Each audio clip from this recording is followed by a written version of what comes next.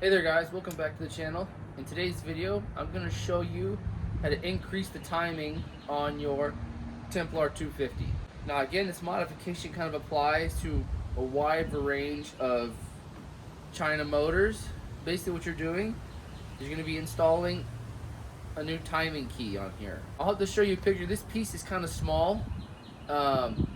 This here basically is an offset key for your timing. It's mostly associated with advancing your timing, but if you install it the opposite way, you can also retard your timing. Now, before we get started, you will need some specialty tools. You will need some kind of impact driver, whether it be air or electric, and you will need a flywheel puller. The flywheel puller, you can, if you don't have one, you can rent. I'm sure you can rent one from like O'Reilly's or AutoZone or any of those auto parts stores in your area. Alrighty guys, let's get started. First things first, you do not need to take your whole engine apart. All you need to do is get it to tilt up. So what I'm going to use here, again, I already got my bike in gear. I'm going to tilt the handlebars a little bit, and I'm going to drop my bike all the way down. Perfect. And now again, it's not going to roll at all because I have it in gear. If you didn't have it in gear, this thing would slide right off the truck. Alright, now you're going to have 7 bolts all the way around your cover. Break them loose, and then once you break them loose, you can go ahead and just take them all off.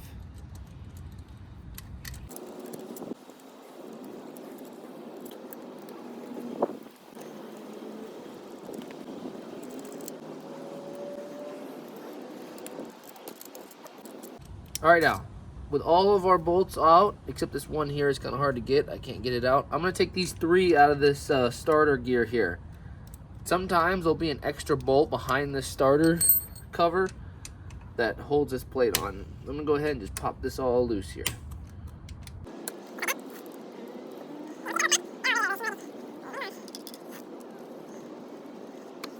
Alright, and now this cap here, with all our bolts off, this cap here, you kind of can just rotate it a little bit and get some leverage behind it with your fingers. Just pop it right out. Oh, that thing went flying. Okay. So you have a little pin here, you got a washer here, so just kind of keep track of everything, how this thing went in and out. Oh. Okay, so when you take this gear off, you're going to have a washer on both sides of this pin here. So what I like to do is go ahead and just slide this thing back on. So you're here, right? Put it back the way it was. Go ahead and put this thing back in your cap. Now on your cap here, you're going to have an O-ring. Just inspect it. Sometimes it'll get a little tear and it'll leak a little bit. This one looks good for now. But again, just do a little visual inspection. And like I said before, there is that last bolt in there. Okay, let's come in here. Again. Ow.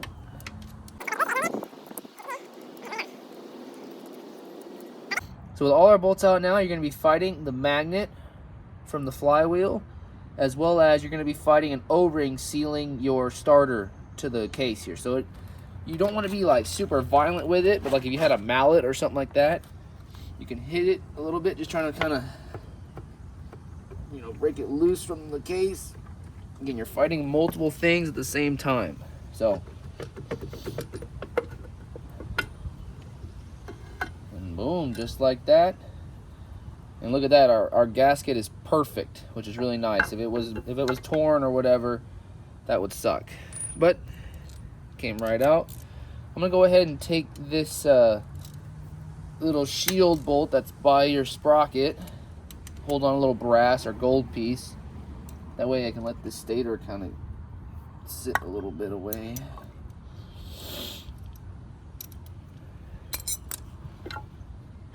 So there you go, give you guys a little bit better view. Now this gear in the back here also pops out. Again, it's got washers and junk on it, so just keep track of that. I'm gonna pull mine off, and again, just set it down somewhere, as long as you remember how it goes on. All right, now our key is behind this flywheel, so we have to take this bolt off. All right, your flywheel bolt, your crank bolt is a 14 millimeter. So go over here, you need an impact that's pretty tough.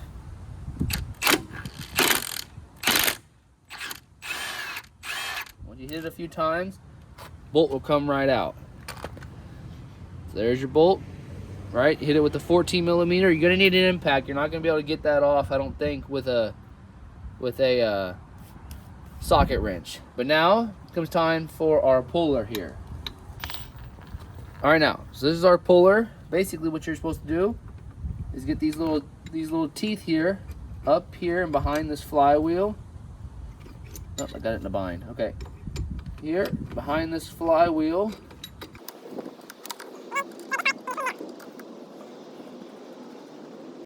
So again, I kind of wanted to show you guys how I'm doing this here. I've got one jaw behind this lip, other jaw behind the other lip, and I got my pusher right in the middle, that hole where we pulled the center bolt out. And then for my puller, it's a 16 millimeter. And you're just gonna kind of touch this thing, just run it all the way down. Okay, now once it gets tight, again, now all we're gonna do is just blip it. Just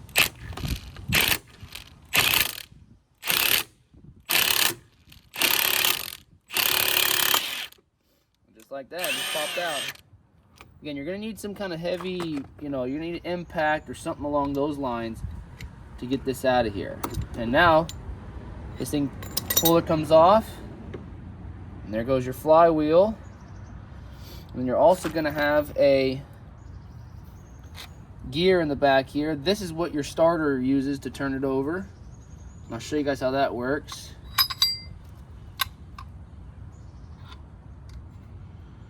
Okay, there's also a spacer here. I can leave that on there. I don't need to mess with that too much. But this is kind of interesting how your starter works. So you have basically a cam lobe in the back here. This will spin freely one way, right? Spin freely, and then when it goes the other way, it locks. So basically when you hit your starter, it's turning over the motor, and then as soon as your engine gets started, this spins freely in there. I don't want to get into crazy detail, but basically, this is how your stuff works.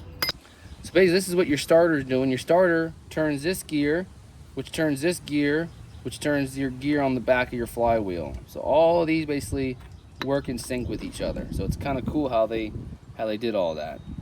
All right, now when you get it down to this part, you're gonna have your key right here on the flywheel. So what I like to do, give it myself a little punch, just tap it.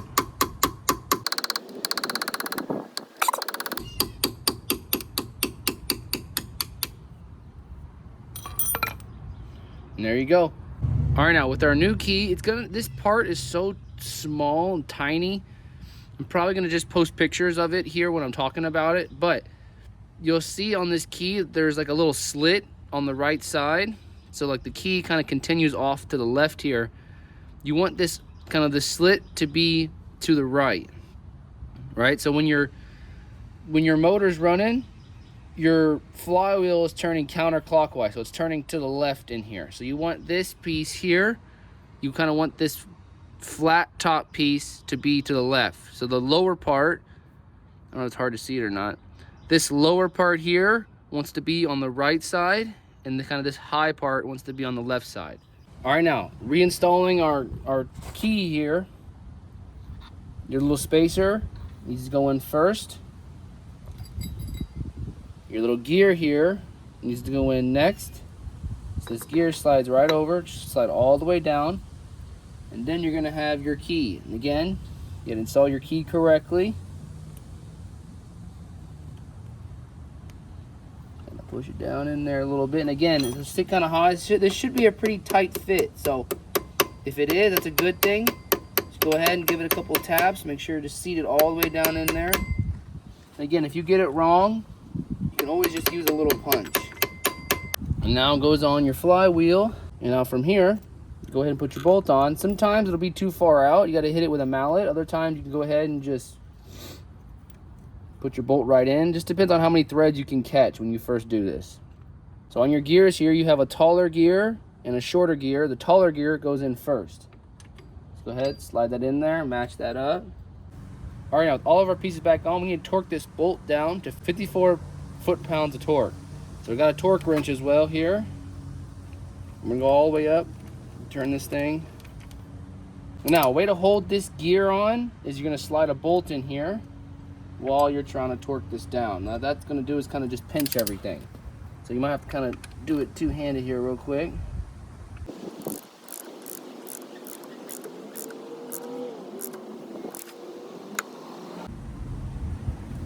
That's pretty tight. Again, you're just going to go ahead. See how this thing will spin freely? Basically turning over the engine. So now what you got to do, that's where your little gear, that's where your little bolt comes in here. And I'm going to tighten it down.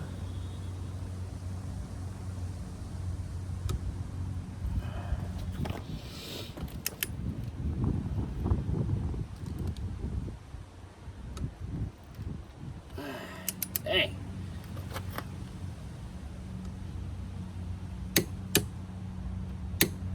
Oh, there we go. Another thing is, very important step I don't want you guys to forget. When you're installing this, right, after you torque your bolt down, spin this back gear. If this back gear spins freely, you did a good job. If it doesn't, take it all apart, do it all over again.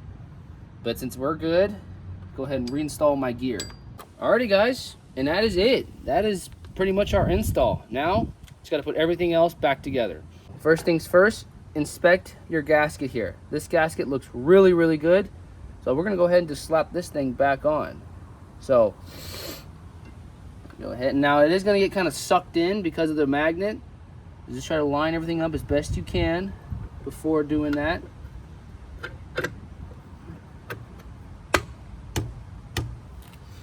You're also gonna have to line, there's a little hole here, you have to line that up. What's up with the shaft coming out of that gear?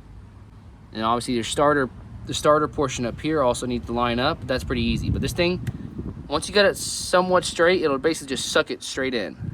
And now we pretty much play a game of where did each bolt go. I did not do a good job of kind of sorting these out. So we're gonna have to just go ahead and try to experiment here. Now with all of our bolts back in, go ahead and just run them in now.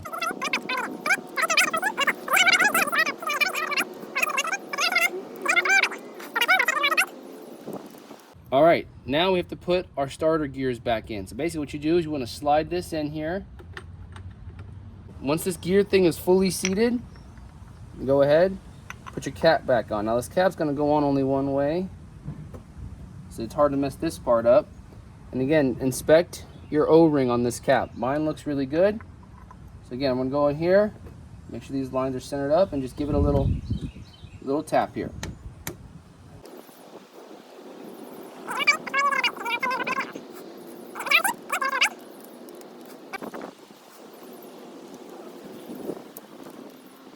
Alrighty guys, our install is done. We have one last thing to do.